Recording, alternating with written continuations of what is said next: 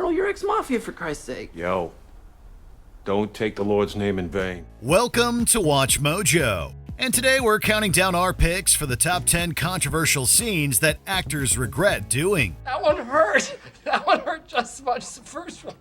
For this list, we'll be looking at the most talked about scenes that the actors involved have looked back upon and wish they didn't do. Did we miss any? Let us know below. Number 10. Kurt Russell, The Hateful Eight. I know you too. We shared a steak dinner once upon a time in Chattanooga. You John Roof, the hangman. That'd be me. Coming into 2015's The Hateful Eight, Jennifer Jason Leigh couldn't play the guitar, but when she was asked to play one for a scene, she learned on a vintage one from the 1800s that was lent to them from the Pennsylvania Martin Guitar Museum. Leigh was probably scared and delighted by the honor. Then, after all that learning, she was ready to shoot the scene, and then Kurt Russell grabbed the instrument and turned it into splinters. Yikes. Give me that guitar. Music time's over. The legendary actor didn't know it was the real Gibson at the time. He assumed it was a prop. Instead, Russell just destroyed a $40,000 worth piece of musical history. Unsurprisingly, the museum decided not to rent out its artifacts to studios anymore. And he said, "What do you think?" And I said, "It's beautiful." And he said, "Well, I'd love you to sing it and play guitar. Do you play guitar?" And I said, "No." Number 9. Dakota Johnson and Jamie Dornan, 50 Shades of Grey. Anastasia. Christian. 2015's 50 Shades of Grey launched a franchise, giving Dakota Johnson and Jamie Dornan their big breaks. As such, you might assume that they look back fondly on the experience. Some parts maybe, others not so much. And of course, we're referring to the explicit scenes. Johnson spoke about how tedious filming those moments were, and that she and Dornan spent hours simulating the adult act, being very bored. Other times, Johnson found the experience awkward. I told you, I don't sleep with anyone. Can we negotiate? Dornan has also described shooting those scenes as uncomfortable and had to apologize to Johnson regularly. In 2022, Johnson spoke candidly about the chaos behind the scenes as source author E.L. James meddled in the production, changing the film she had first agreed to. Years after her breakout role in the first film in the trilogy, 50 Shades of Grey, Dakota confesses she, quote, signed up to do a very different version of the film we ended up making. Number 8. Jessica Alba, Fantastic Four, Rise of the Silver Surfer.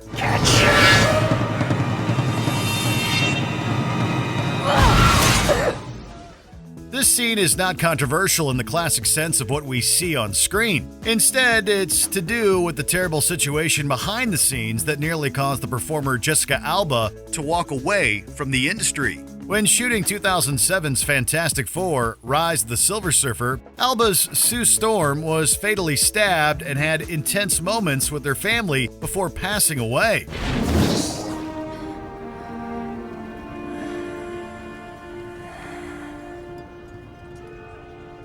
According to the actor, the director Tim Story told Alba that her acting was too realistic and asked her to be prettier when she cries. Yikes, misogyny. Story then asked her to make her face flat and they'll add in tears with CGI. Yep, that's what an actor wants. Not to act, but let a computer do it.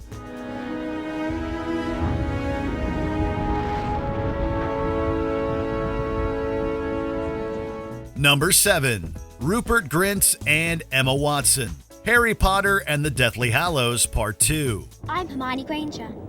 And you are? Ron Weasley. Pleasure. After starring in the first Harry Potter film in 2001, launching a franchise, and developing lifelong friendships with each other, the time had finally come for Emma Watson's Hermione and Rupert Grint's Ron to kiss for 2011's Harry Potter and the Deathly Hallows Part 2.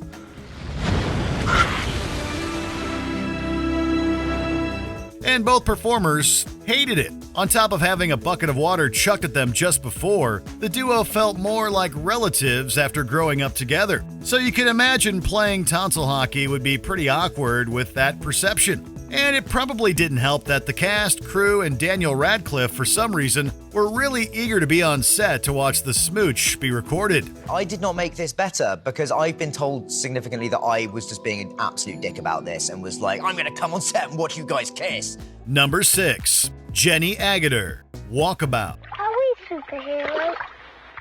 I don't know. I hope so. So do I.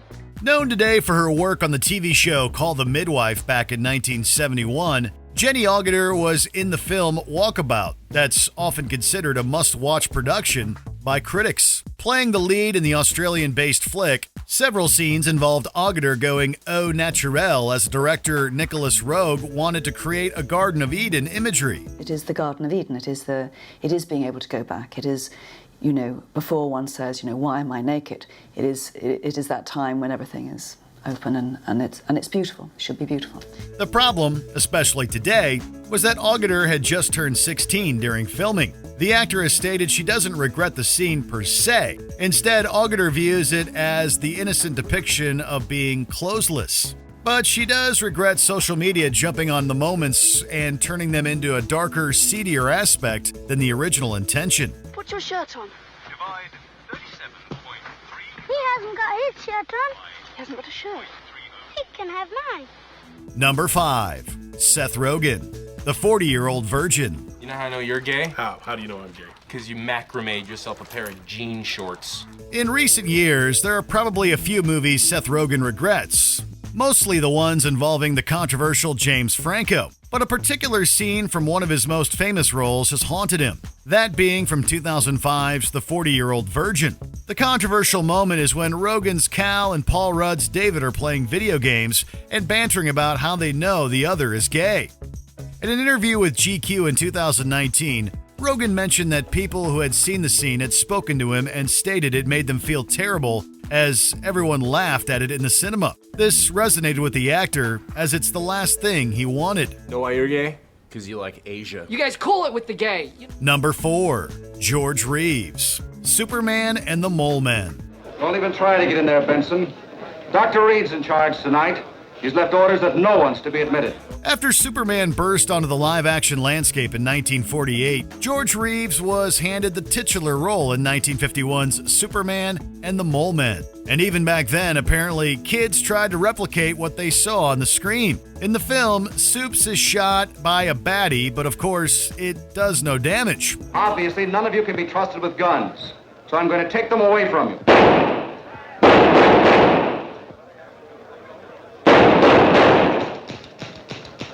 According to legend, when Reeves was doing promotional work in character, a boy approached him with a loaded firearm to see if he was bulletproof. Thankfully, the actor managed to talk the kid out of the experiment by claiming the bullet would have bounced off of him but hurt those around him. Reeves then began a campaign for firearm safety to make sure that didn't happen again. Why don't you just give me that?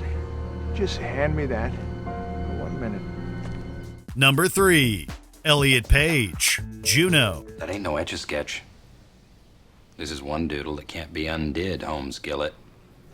Sometimes moments in film age well and can be enjoyed decades later. Others age like already expired milk left outside in the hot sun. And this moment from 2007's Juno is definitely the latter, especially in lead Elliott Page's view. The scene involves Jason Bateman's Mark Loring suggesting Madison as a name for the baby he's getting from Juno, only for the teen to question it, as the name sounds... Isn't that, like, a little...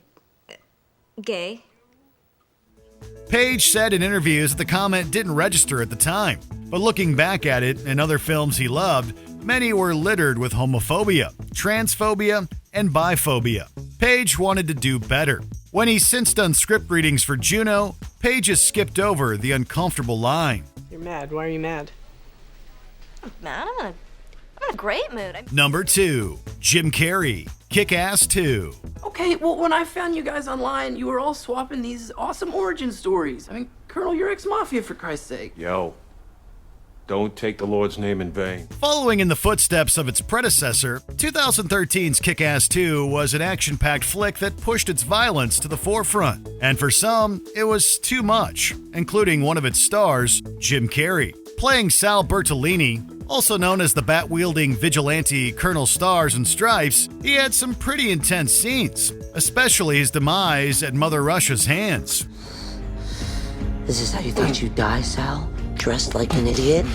But upon its release, Carrey distanced himself from the production he filmed a month before the Sandy Hook Elementary School attack. The tragic event made the comedian and actor change his opinion on graphic movies. Nearing its general release, Carrey tweeted his displeasure at the violence in the film and that he couldn't support it in good conscience. Carrey doing a stunning about-face, condemning his new movie just weeks before it hits theaters. The superstar speaking out now against the violence portrayed in the film, saying there's just too much of it.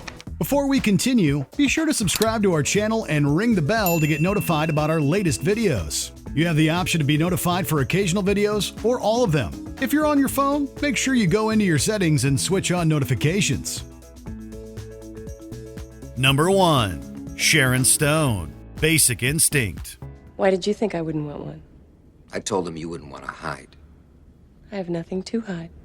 One gesture in one film scene has overshadowed Sharon Stone's career for decades, and all because of a massive lie. The moment we're referring to is the infamous leg cross during the interrogation scene in 1992's Basic Instinct, which immediately went down in folklore. After being forced to not wear anything underneath, Stone was told by director Paul Verhoeven that nothing graphic would be seen. However, she was horrified when she saw the scene for the first time in the cinema. On top of telling Verhoeven he should have shown her the incident privately to check if it was okay, Stone slapped Verhoeven for his deception. In 2021, the actor continued her opposition by slating the anniversary director's XXX cut of Basic Instinct. That's pretty cold, ain't it, lady? I'm a writer. I use people for what I write. Let the world beware. Did you enjoy this video? Check out these other clips from WatchMojo and be sure to subscribe and ring the bell to be notified about our latest videos.